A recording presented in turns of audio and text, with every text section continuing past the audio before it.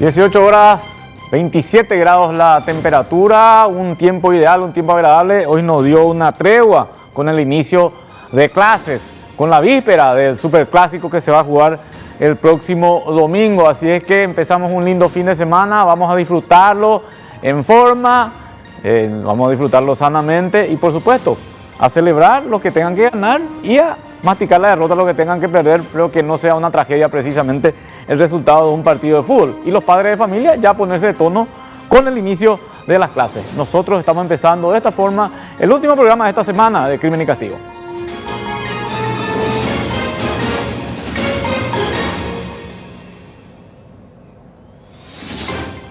¿Qué tal? ¿Cómo están? Muy buenas tardes. Estamos iniciando un nuevo programa de Crimen y Castigo con mucho que compartir con ustedes porque las novedades fueron fluctuando desde anoche prácticamente y tuvo un desarrollo bastante clarificador, o vamos a ver si es clarificador realmente durante el día de hoy, cuando en una reunión de prensa exhibieron las evidencias que tienen que ver con la fuga que se registró hace un mes en la cárcel de Pedro Juan Caballero. Ese va a ser nuestro eje central, ese va a ser nuestro punto central, porque vamos a estar con un compañero que estuvo siguiendo paso a paso el desarrollo de esta información durante el día de hoy.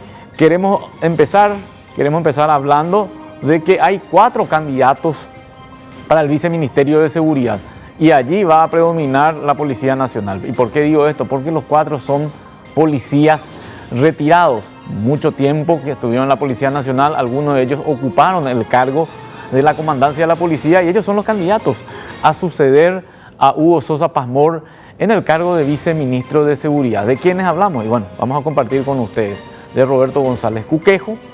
Recordarán ustedes que llegó a tener una predominancia en el Departamento de Investigaciones sobre todas las cosas.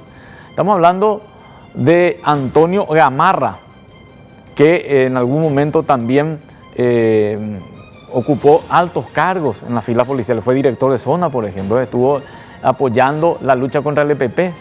Estamos hablando de Viviano Machado y de Aldo Pastore, 2 ex subcomandantes de la Policía Nacional.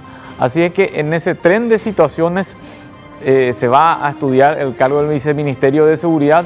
Y antes de profundizar este tema, yo quiero ya saludarle a mi compañero porque seguro conoce mucho de este tema también. ¿Qué tal, Ariel Espinosa? ¿Cómo te va? Muy buenas tardes. ¿Cómo estás, Osvaldo? También a toda la teleaudiencia de ABC TV. Estamos aquí para compartir contigo toda la información que dejó esta mañana la presentación del circuito cerrado peritado por el Ministerio Público de la fuga de la cárcel de Pedro Juan Caballero. Bueno, antes de entrar en ese tema específicamente, y por eso ya procedía a tu presentación, Ariel, el viceministerio de Seguridad fue un papel predominante en la Policía Nacional de un tiempo a esta parte, pero también de un buen tiempo a esta parte, y no estoy, bueno, tal vez mi memoria esté transcordada nada más, pero en la época de Mario Saprissa, que vos todavía no estabas en esto, el viceministerio de Seguridad es ocupado por civiles. Hoy se habla de 4 agentes policiales o de 4 policías retirados que llevan a ocupar altos cargos como candidato a ser el segundo de Euclides Acevedo. Nos decía nuestro productor Blas López que al parecer Roberto González Cuquejo no aceptaría el cargo por una cuestión particular, pero sí están en esa situación de que podrían acceder al cargo Viviano Machado, Antonio Gamarra o Aldo Pastore, en algún momento jefes policiales de la Policía Nacional. Así es que va a ser una elección bastante reñida tal vez, pero que tiene que ser acertada, porque eso va a depender el rumbo de la seguridad del país también, ¿no? Claro, porque el conocimiento policial que tienen estas personas, los candidatos a ese puesto, va a aportar muchísimo en cuanto al combate al crimen organizado en nuestro país, que ya está instalado ya desde hace mucho tiempo y viene avanzando no hacia las fronteras, sino que desde las fronteras hacia adentro de nuestro territorio. 0971-44200 es la propuesta que tenemos para ustedes para participar del programa. Pueden opinar de esto, de lo que va a venir o de lo que quieran hacerlo. Vamos a estar compartiendo, vamos a estar leyendo sus mensajes en algún momento. Con nosotros hoy en estudio, en la primera parte de este programa, está Ariel Espinosa. Él es integrante de la sección policiales y judiciales. Varias veces también ya estuvo acá en el programa con nosotros. Hoy vamos a estar compartiendo sus conocimientos, sobre todo porque queremos clarificar algunas cuestiones relacionadas a esta fuga que obviamente trae muchos cuestionamientos. ocurre que la fuga, y vamos a empezar a introducir, vamos a entrar en el antecedente de todo esto.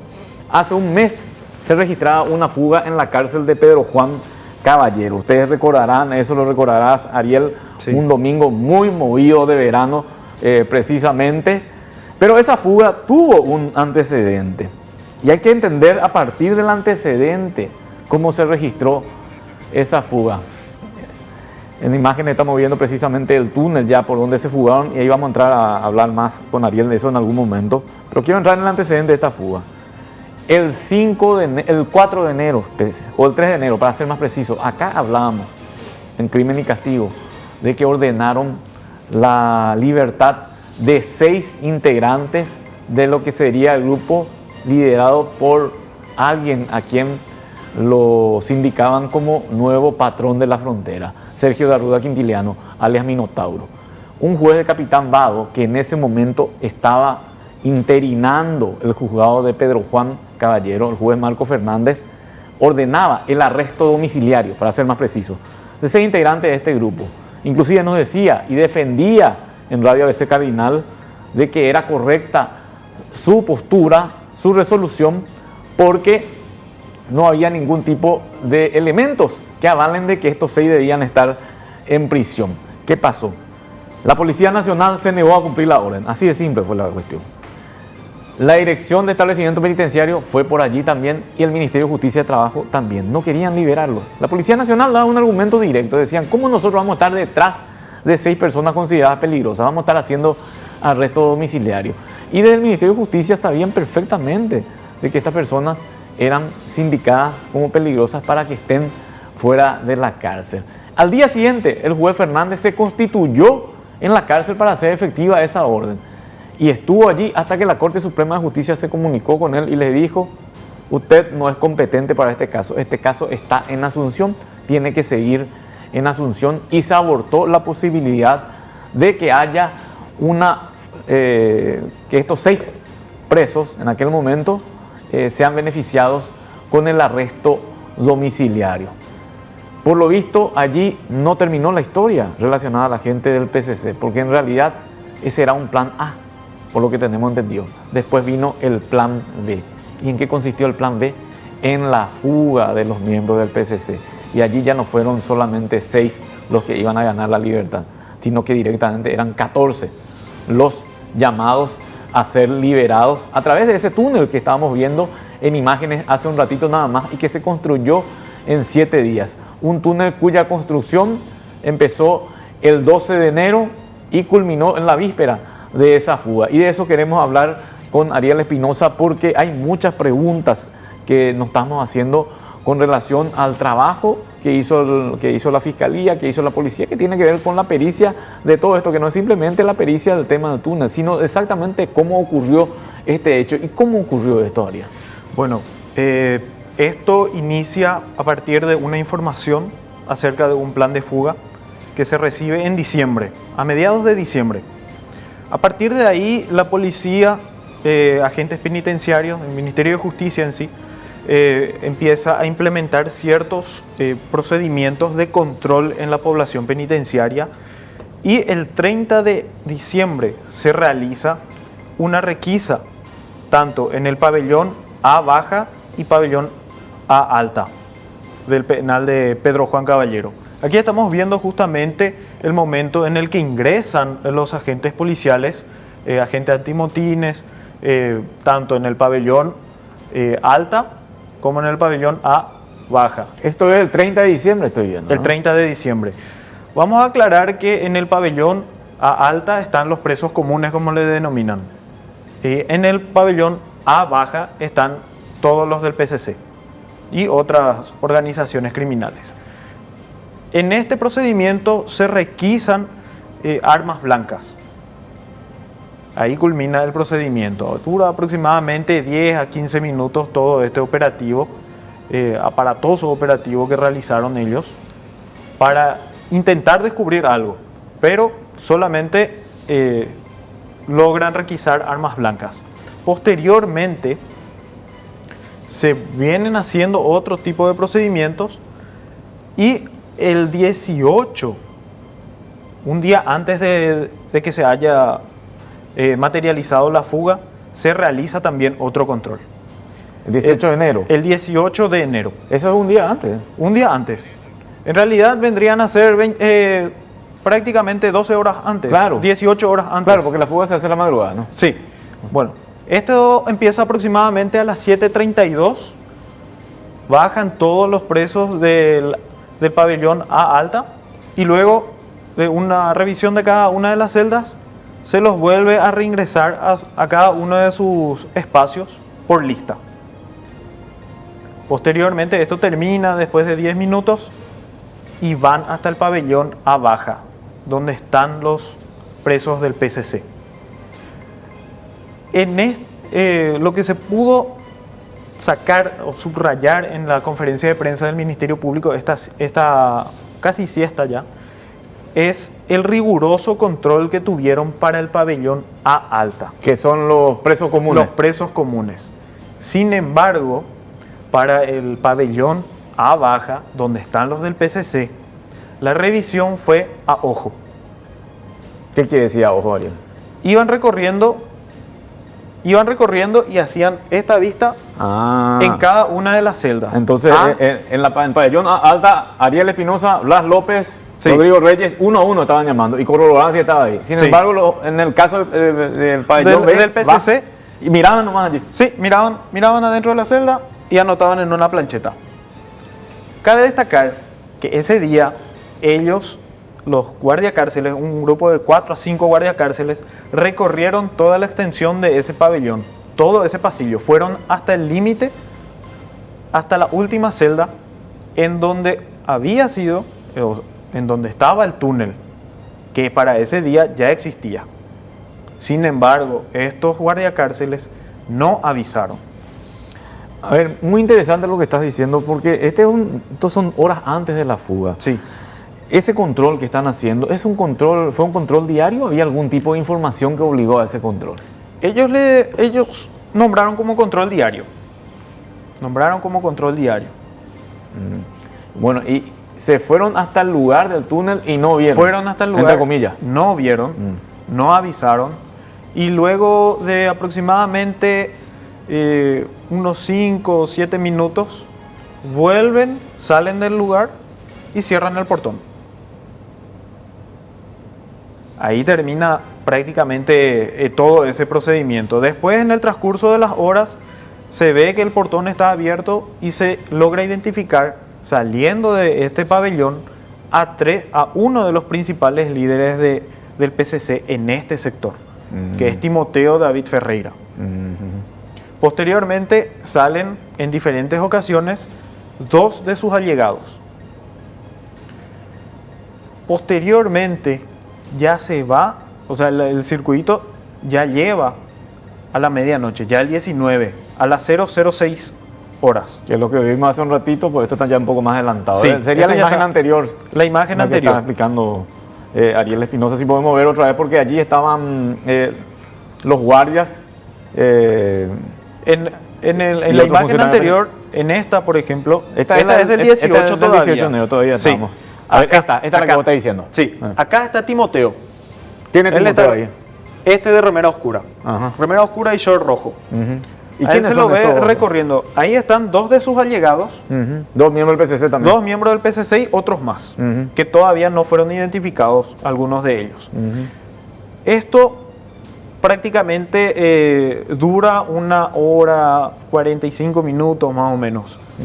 El intenso movimiento de personas, y ya aproximadamente a la 1 de la mañana, 1:30, se empieza a observar una disminución en el movimiento en este sector. Acá están todos reunidos ellos. A partir de la 1:30 baja el movimiento. Ya con el transcurrir de las horas, las 2, 2:30, las 3, no sé si tenemos la imagen, hay un video que muestra prácticamente a las 3, en donde se ve a una persona recorriendo, en realidad es Timoteo, quien sale de la celda y va recorriendo hasta el final. Allá vemos una silueta. Allá vemos una silueta. ¿Qué están haciendo ahí? Ellos ya están descendiendo al túnel. Es decir, el túnel está allá al fondo. El fondo túnel de esta está imagen allá, sería. sí. El túnel está al fondo. Ajá. Y ellos están descendiendo ahí. Ajá. Pero esta parte ya viene a ser la última. O sea, los últimos presos que se iban fugando ya eran estos. Allá estamos viendo, ¿eh? Sí. La imagen. Esto era 3:30, 3:33. Sí. O Desde sea, la madrugada del 19. claro, porque en principio los fiscales establecían que a las 1:30 había empezado este proceso de Sí. fuga. Mediante estos circuitos, mediante estas filmaciones se determinó que la fuga se dio entre la 1 y las 3 de la mañana. Ujú. O sea, prácticamente 3 horas tuvieron para salir 76 personas por un túnel. Claro, hay que calcularlo a las 3 horas porque a las 4:15 creo que dan aviso recién, ¿no? Sí, De la fuga. recién a las 4:15, un agente penitenciario que estaba en una de las que a esa hora se lo ve en la guardia del cuadrilátero, que prácticamente tiene a la vista toda esa área, recibe una llamada de otro agente penitenciario quien le da aviso sobre la fuga. Pero posterior a esa llamada, aquí lo vemos yéndose hasta el portón de recepción, el portón principal. Muy tranquilo lo estamos viendo. Y Acá viene- esta parte sería la recepción ya de. Sí, esta es la recepción. 4:21. Ya pasaron 5 minutos del aviso de la fuga. Aquí está un agente penitenciario del exterior, a quien le alerta también acerca de la fuga. En la reacción que vemos nosotros para el Ministerio Público fue llamativo, Es que como que no le importó, no le sorprendía. no mejor le dicho. sorprendía. Vemos ahí un movimiento no muy desesperado por parte de los agentes penitenciarios, incluso controlando sus teléfonos, su reloj, charlando un poquito incluso. Ahí pasaban ya 7 minutos de la fuga. A las 4:24 dieron aviso a la Policía Nacional y a los militares acerca de la fuga. Para ese tiempo ya había pasado una hora aproximadamente de salieron de la Sí. cárcel. Sí. ¿Qué hora ingresan los militares y los policías? A las 4:39. Ujú. Ya prácticamente media hora de la fuga. No, mucho más, Ariel. Fui 4:39. Calculemos Sí, entre pero las 3 y las 3:30. bueno, del aviso de la fuga. Del aviso de la fuga. Claro, Ahí claro. corrigiendo. Aquí todavía no vemos una reacción acerca por parte de los guardias de ya cárcel. ellos conocían que hubo esa fuga. Ellos conocían. Ellos supuestamente ya fueron al lugar, ya encontraron el túnel, todo. Pero igualmente no se ve una reacción de querer impedir esa fuga o por lo menos reaccionar y hacer algo. Claro, una reacción natural de que tu guardia fue totalmente violada en ese momento. Claro, claro. ¿Qué es lo que Es estamos más, viendo? decía el fiscal Federico Delfino que a prima facie se había tenido la información de que fue un guardia de la zona del muro el que dio la alerta. Sin embargo, con estas pericias se dieron cuenta de que eso no ocurrió. Es decir, nadie estaba vigilando nada. El muro estaba totalmente hablando mal, desprotegido. el muro no tenía No guardia. había nadie, no había ojo por ahí.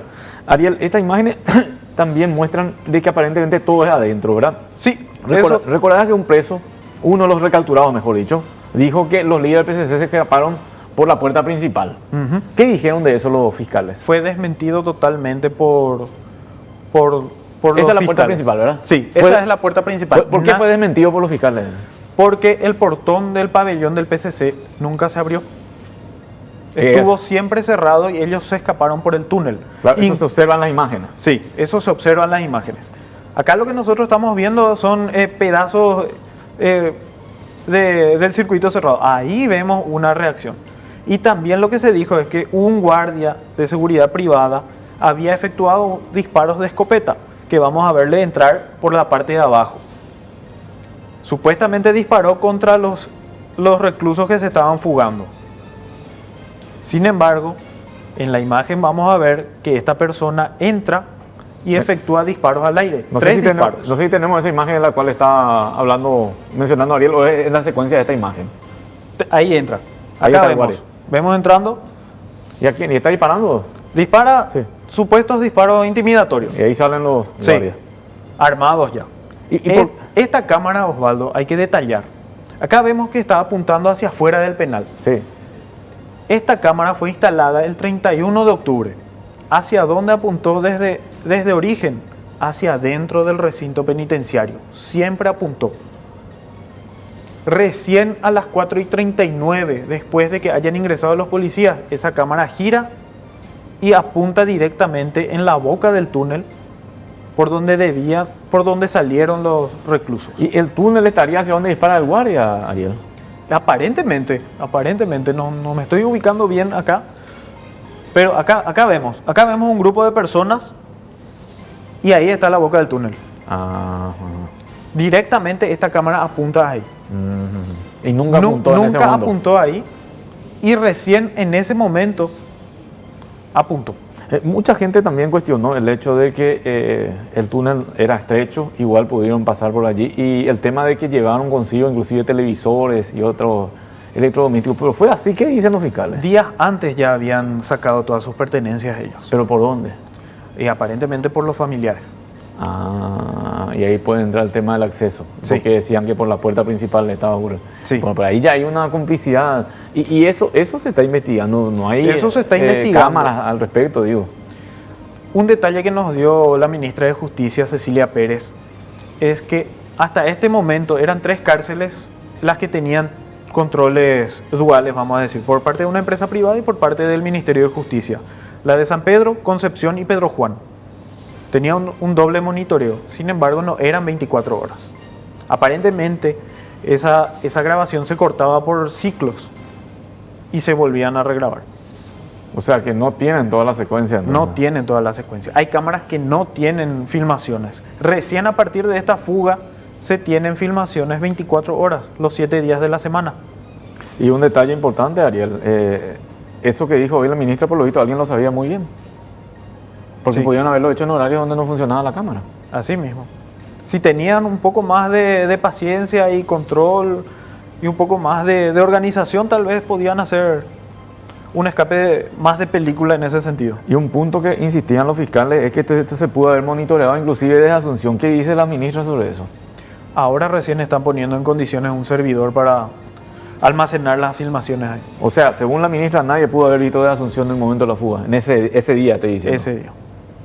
Bueno, es que tan fácil fue por lo visto para ellos esta fuga, pero así de fácil también resultó que no solamente 14 se fugaron, los 14 Sino seguramente 76. financiaron la fuga, sino 76 en total. Vos sabés que no explicaban, entre otras cosas, Ariel, de que los que se habrían fugado, inclusive, mejor dicho, los que hicieron el túnel, inclusive no se habrían fugado. Es decir, el objetivo de ellos era quedar bien nomás con el PCC, porque aparentemente semanas antes de eso ya intentaron hacer un túnel y les pillaron, les sorprendieron. Entonces, eso fue considerado como un error muy grave por parte del PCC y lo echaron del grupo.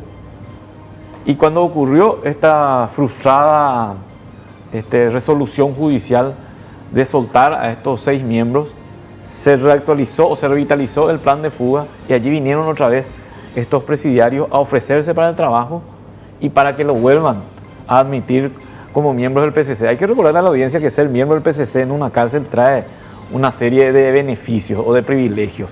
Y es por eso que muchos que no tienen mucho que perder, valga la redundancia, prefieren aliarse a ellos y gozar de esos beneficios a costa de hechos criminales. Se hablan de que 4 construyeron este túnel y no se sabe si esos 4 realmente llegaron a fugarse o no. También es objetivo de investigación. Y un detalle muy importante también, Ariel, cuando se produce la fuga, por eso es que enfatizamos mucho en el tema de los 14, Sí. te recordarás que en camionetas vinieron a buscarle a varios de ellos y a otros en motocicletas. Dicen que las camionetas eran para los líderes y las motocicletas eran para los de menor rango, pero los 14 ya tenía gente que le estaba esperando para que se materialice sin problema alguno esa fuga. Y que luego esos vehículos se encontraron al otro lado de la frontera, que es totalmente carbonizado. Así mismo, así mismo. Lo que revela que había todo un plan de fuga bien estructurado y de todas las formas, buscando la vía judicial, por ejemplo. Esa no es una fuga, iba a ser una salida legal la que iban Sí. a hacer. No salió la salida legal, entonces optaron por la Vamos a violenta. explicar el plan B. El plan B, que es construir un túnel, y en tiempo récord pudieron hacerlo, Ariel, en 7 días. En 7 días. En 7 días y la fuga en 3 horas. El túnel estaba pegado prácticamente a la Al casa. muro, sí. O sea, la salida. Digamos. Sí. Estaba prácticamente la muralla y la boca del túnel.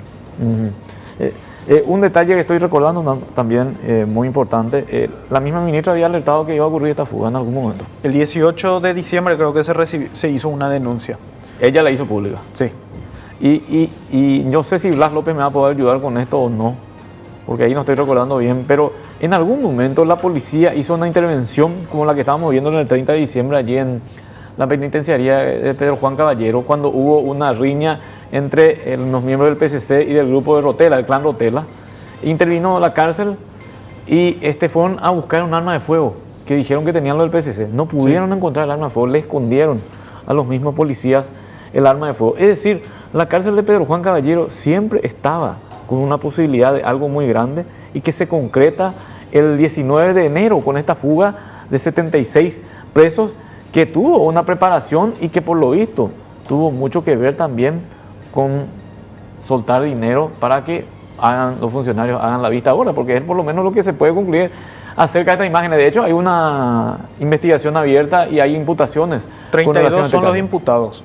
Y aclaraba la ministra que con estos circuitos cerrados, con estas imágenes de circuitos cerrados, se va a poder también identificar y determinar el grado de responsabilidad de cada uno de estos guardiacárceles. Porque hay gente que estaba en otro lugar en ese momento, en el momento de la fuga, pero igual fue incluida en el paquete, como se dice. Algunos ya liberados, otros seguramente continúan ahí, pero ya con el transcurso de la investigación y el análisis de las imágenes segundo por segundo van a estar determinando el grado de responsabilidad de cada uno de estos agentes penitenciarios. ¿Quiénes realizaron este trabajo de pericia, Ariel? El Ministerio Público. Ministerio Público.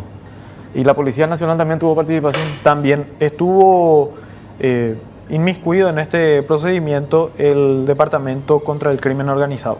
Es decir, hay dos instituciones de por medio, porque ayer nos mencionaban, esto me decía Blas López, de que la policía entregó en horas de la mañana un informe, me supongo que tiene que ver relación con todo esto, y acá estamos viendo en imágenes a la Fiscal General del Estado. Es decir, que hubo como dos frentes de investigación, pero que iban hacia el mismo camino. El de los fiscales, estamos hablando de Federico Delfino y Omar Legal, y el de los integrantes de la Unidad de Crimen Organizado, Departamento de Crimen Organizado de la Policía. Mismo. Y también el Ministerio de Justicia estuvo entregando también otros informes que hoy arribaron hasta la institución para aportar a la investigación, a esta investigación. Bueno, y acá detalladamente va por día lo que fue ocurriendo, y hay que decir esto, se basó en las imágenes, en la pericia de las imágenes de las cámaras de seguridad a las que pudieron acceder para armar la historia acerca de cómo ocurrió la fuga, los antecedentes, el momento y posteriormente. Eso es lo que básicamente hoy estuvieron presentando a la prensa, de manera a contar cómo fue el hecho, o tratar de explicar cómo fue aquel hecho que conmocionó no solo a nuestro país, sino la imagen de nuestro país quedó totalmente también golpeada después de eso. Sí. Un detalle también que cabe resaltar es que la cámara que daba al pabellón del PCC, en días previos, fue dañada en cierta forma la lente. Justamente. Por eso es que no sé si podemos volver a ver una de las imágenes en las que se puede ver el pabellón del PCC para indicar dónde se ubica ese daño. Entonces, hacía que se vea borroso, ¿no? Sí, justamente esta parte, Osvaldo. Y sí, la verdad que se ve un poquito borroso. Ahí todavía no estaba borroso. Es aproximadamente el 6 ahí ya se nota, ahí se nota. Sí, pero el anterior ya más o menos, y esa impide que se vea. Esto ya es el 18. Es como que se tocó la cámara. Es como que pusieron algún tipo de elemento pegajoso, ¿no? Es más, el 6 de enero se tenía acá una imagen totalmente, o sea, se veía obstruida la imagen en esta zona. O sea que siempre el problema fue hacia ese sector. Sí. Después parece que se intentó limpiar y se mudó allá, la mancha. Bueno, Ariel, ¿y a dónde va a apuntar todo esto? ¿A aclarar lo que ocurrió o va a ir más allá? Digo, este trabajo de pericia que se hizo puede alertar, puede derivar en nuevas imputaciones. ¿Qué fue lo que dijeron los fiscales? Y se puede ampliar la imputación que ya se tiene sobre cada una de las personas, porque esto reconfirma, decía el fiscal Delfino, y agrava la situación de cada una de ellas, que ya están procesadas por este caso de liberación de personas privadas de libertad. Enfatizaron ellos en que no salió por el portón. Enfatizaron. Solamente huyeron ellos por el túnel. 14 miembros del PCC y el resto sería tanto mezcla del pabellón A baja y A alta, que aprovecharon la oportunidad y se fugaron. Te insistía en esto, Ariel, porque vos te recordarás que el ministro del Interior, Euclides Acevedo, es el que manifestó esa sospecha, sí, de que salieron tranquilamente por la puerta principal. Pero vos también me estás diciendo que en esta pericia trabajó la Policía Nacional. Estamos viendo el informe al respecto, es decir, que están de acuerdo con el resultado de este informe. Sí, hay 3 puntos que convergen en una parte y dicen que no huyeron por el portón principal del penal. Bueno, Ariel Espinosa, muchas gracias, buen trabajo. Mañana vamos a estar leyendo y también las fotografías al respecto en la edición de ABC Color. Así es, Osvaldo. Nuestro compañero Ariel Espinosa, de la sección Policiales y Judiciales, que estuvo a cargo de esta cobertura de una fuga muy sonada, por cierto, muy polémica, y que hoy se dio a conocer el resultado de la pericia. A la vuelta de la pausa le vamos a estar hablando de una banda criminal que fue desbaratada y que de por medio está una persona que amenazó a una compañera de trabajo.